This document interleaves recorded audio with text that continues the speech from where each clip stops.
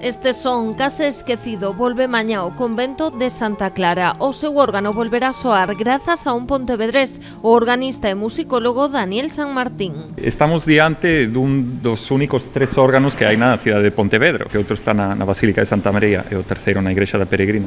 Este é o único que é, digamos, de estilo, como concepción constructiva de barroco ibérico, é dicir, este trátase dun instrumento construído máis ou menos a finais do século XVIII. O concerto será mañá enmarcado na programación Híbridas en Santa Clara. A proposta nace deste músico que estará acompañado da Orquestra Clásica de Vigo. Con ela, San Martín quere poñer en valor esta reliquia de máis de 250 anos de antigüidade. O medo era que o órgano, a xente se esquecera del, entón quedar aquí ou se vendera ou se levara para outro lado, e os pontevedreses quedáramos sen este instrumento, que se poidan facer concertos como instrumento merece, como patrimonio da nosa cidade tamén merece.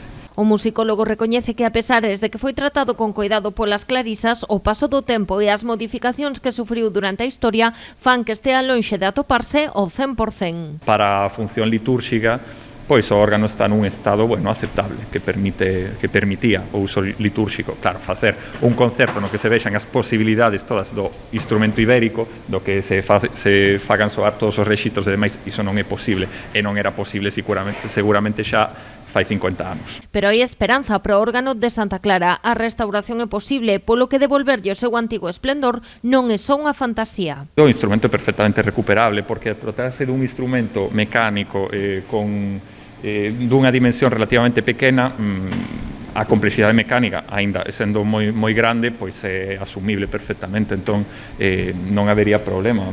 O repertorio para mañá está cuidadosamente escollido para gustar ao gran público, pero tamén para sacar o maior partido posible o instrumento. Elexir un repertorio que máis ou menos deixe entrever un pouco o que é o órgano, e as posibilidades tamén acompañado coa orquestra, pero sen exixir moito. Polo de pronto, mañá soará ante o público por primeira vez dende a compra do convento por parte do Concello de Pontevedra, un tesouro máis de Santa Clara que se abre á cidade.